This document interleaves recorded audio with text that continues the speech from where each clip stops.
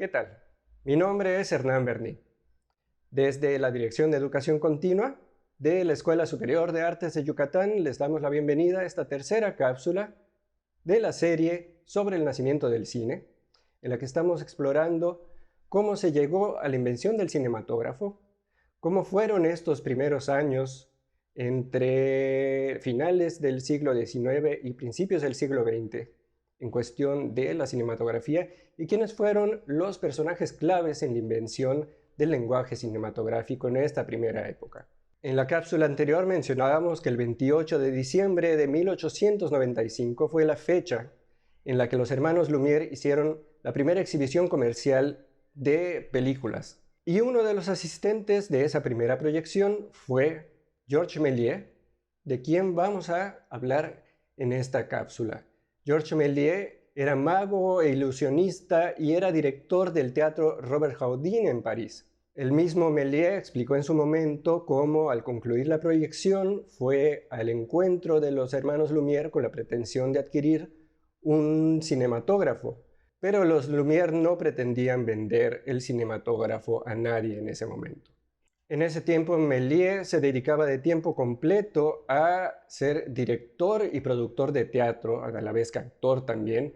Y pocas semanas después de esta primera proyección de los Lumière, a Méliès le llega la noticia de que en Inglaterra Robert William Paul había lanzado al mercado un aparato similar al cinematógrafo de los Lumière denominado el bioscopio. Las primeras cintas de Méliès y de muchos otros aficionados a la cinematografía de entonces eran muy parecidas a lo que habían hecho los hermanos Lumière, que eran, por lo general, escenas naturales en las que no faltaban las llegadas de trenes o salidas de trenes, las salidas de gente de las fábricas, bebés almorzando, es decir, nada parecido a la producción que haría Méliès en un futuro, en donde hace que el cinematógrafo se convierta en uno de los mejores instrumentos de magia que hayan pasado jamás en la historia. En 1896, cuando él grababa unas escenas documentales al estilo Lumière, en la que pasaban unos hombres y autobuses en la calle. En pleno rodaje, la cámara sufre un desperfecto, la película se detiene. Méliès procede a reparar este desperfecto y tras la interrupción continúa con el rodaje. Pero, para su sorpresa, al efectuar más tarde la proyección de la película, observa que donde antes pasaban hombres, aparecen de pronto unas mujeres y que el autobús se convierte en una carroza fúnebre. Y esta revelación tiene un alcance decisivo porque a partir de ella Méliès encausa su producción por el rumbo de la magia y deja a un lado todo el cine de estilo documental o el cine de escenas cotidianas de los hermanos Lumière y posiciona a este nuevo instrumento como una atracción más dentro del repertorio de magia del teatro Robert Houdin.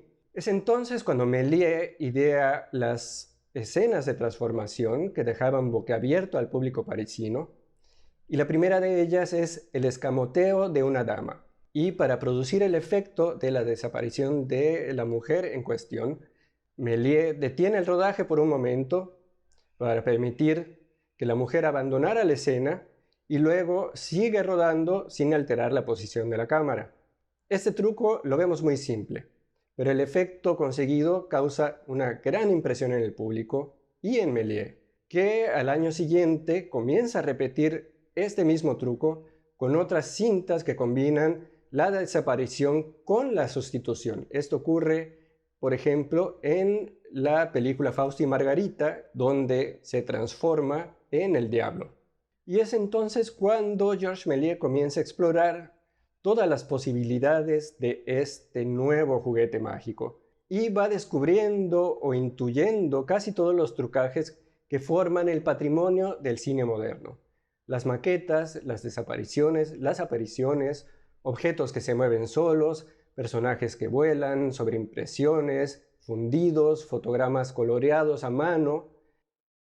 Aunque hay que señalar que el trucaje para Méliès era el fin en sí mismo y no un medio para narrar como lo es en la actualidad. Méliès veía el cine desde el punto de vista de un ilusionista. De hecho, en los primeros años, en los primeros 2 o 3 años en los que Méliès comienza a hacer cine, estas películas se pasaban en su teatro solamente los domingos, una función, y era parte de todo el repertorio que incluía espectáculos de magia en vivo y que incluía también pequeños montajes teatrales.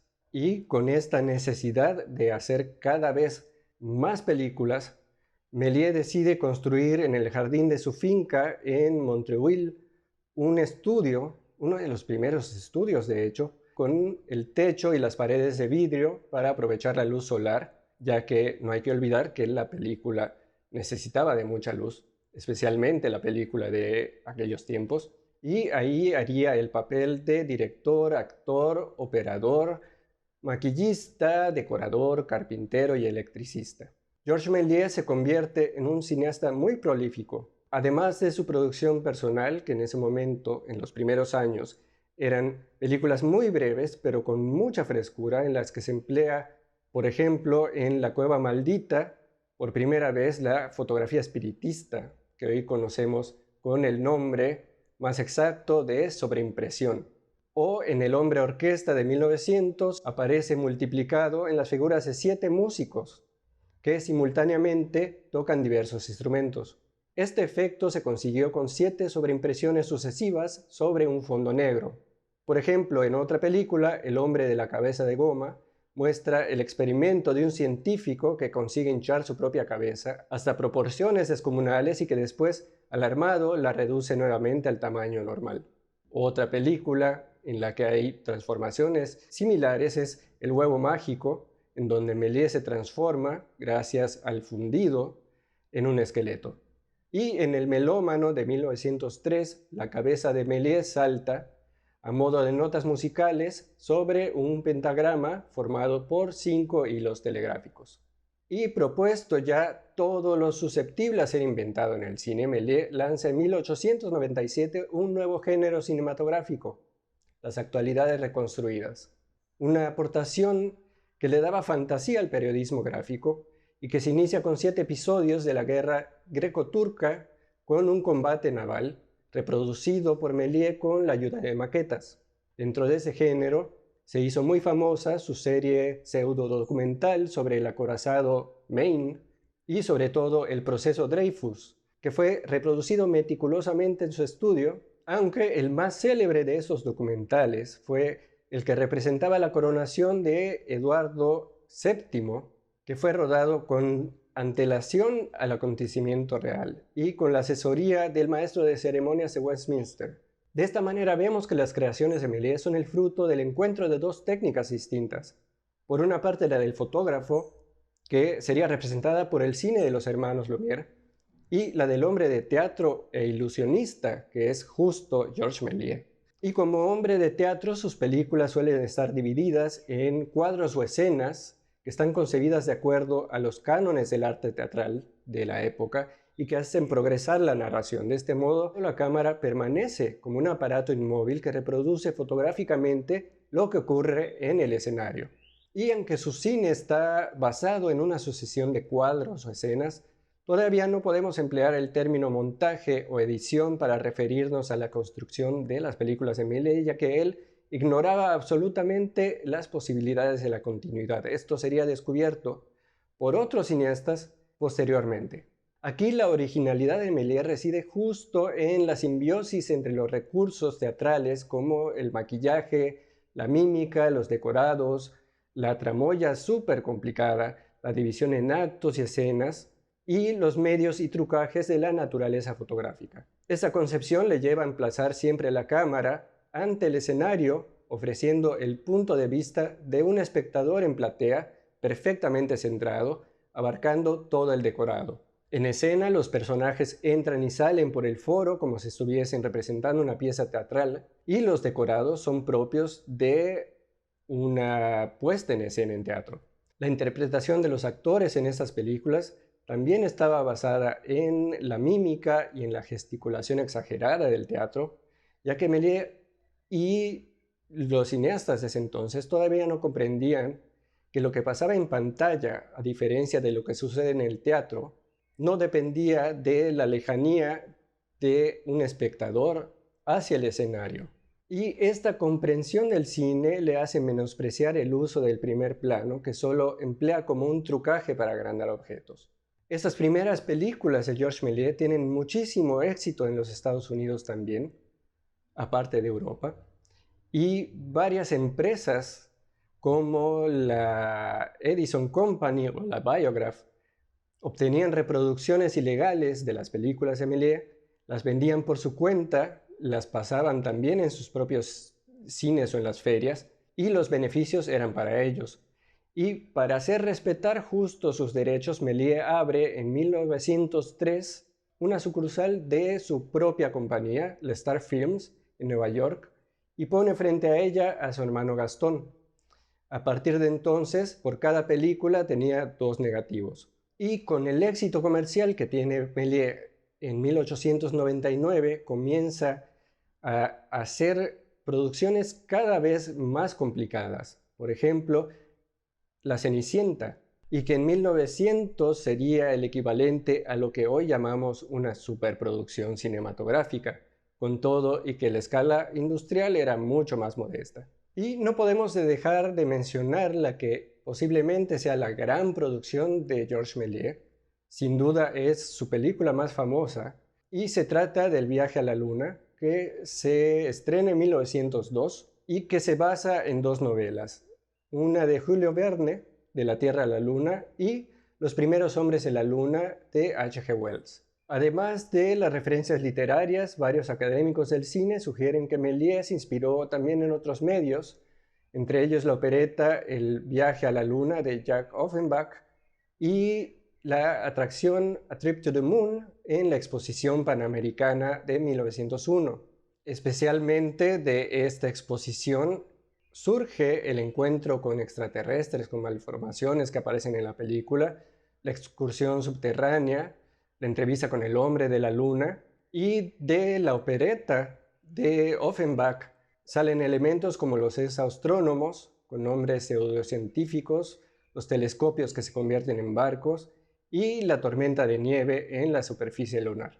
El Viaje a la Luna fue la película más larga en aquel tiempo, con un presupuesto inusualmente fastuoso de 10.000 francos para 3 meses de rodaje. Y la famosa secuencia en la que los científicos llegan en la cápsula a penetrar el ojo de la luna fue lograda mediante un efecto que Méliès había inventado el año anterior para la película del hombre con la cabeza de goma.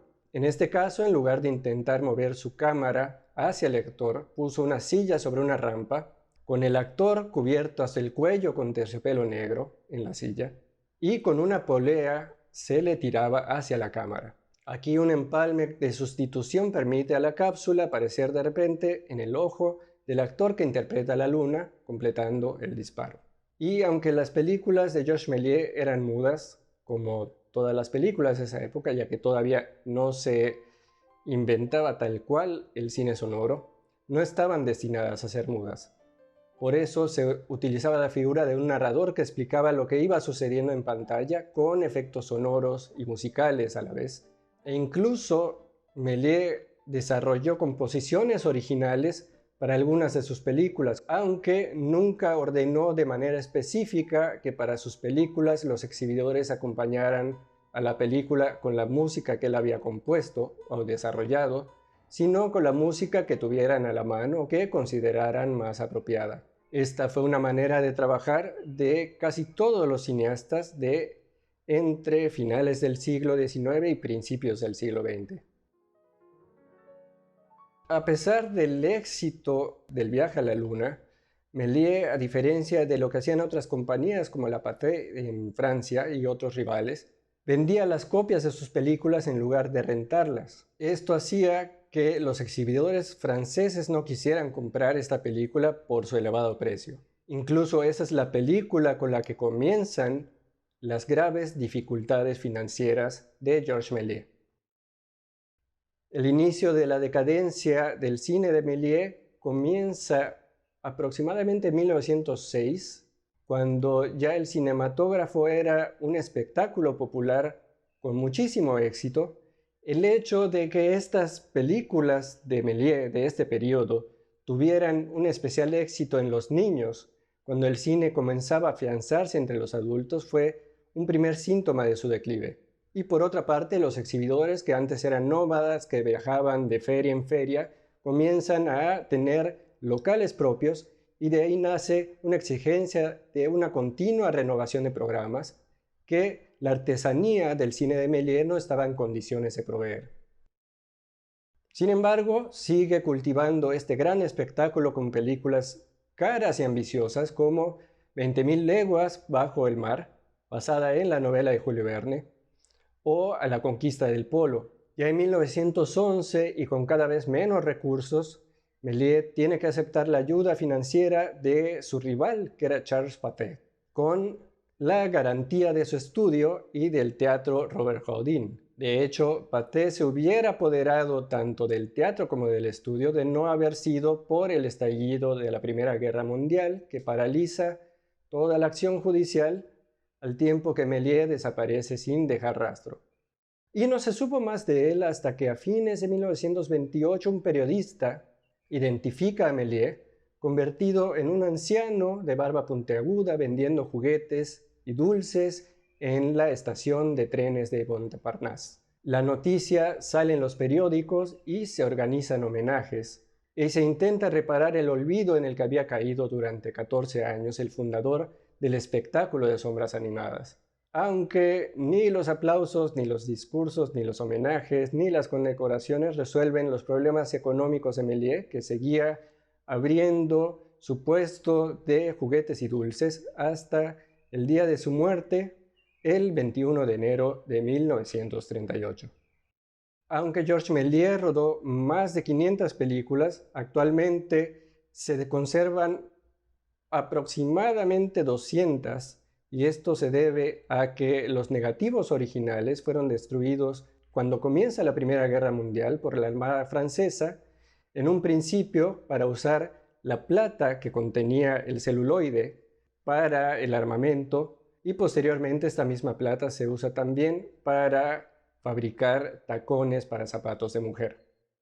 Si tuviéramos que resumir la compleja e importante aportación de Georges Méliès al arte del cine, tal vez las palabras más justas fueron las utilizadas para encabezar su catálogo en los Estados Unidos en 1903, que decían esto: Georges Méliès ha sido la primera persona que ha realizado películas cinematográficas con escenas artificialmente preparadas y mediante esta innovación ha dado una nueva vida al comercio agonizante. Ha sido también el creador de películas con temas fantásticos y mágicos, y sus obras han sido imitadas después sin éxito en todos los países.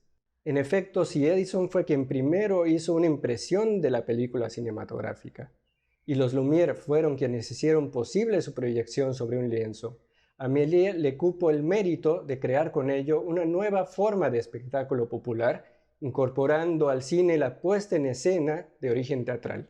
Los Lumière, que venían de la ciencia, habían hecho nacer al cine como un aparato reproductor óptico de la realidad, ignorando que más allá de sus escenas documentales podían caber mundos de fantasía. Y al realismo y la naturalidad de este cine de los Lumière, Méliès opuso la elaboración artificiosa del estudio, la puesta en escena teatral y el trucaje del ilusionista. Y aquí estos dos polos son los que mueven a partir de entonces toda la historia del cine: el realismo y el formalismo. Y a la par que Méliès, en otras partes del mundo van surgiendo otros personajes importantísimos dentro de la invención del lenguaje cinematográfico. De ellos hablaremos con más profundidad en la siguiente cápsula. Les damos las gracias por habernos acompañado en este video y los esperamos la semana que viene en otra cápsula más de esta serie sobre el nacimiento del cine. Muchísimas gracias. Juntos transformemos Yucatán. Gobierno Estatal 2018-2024.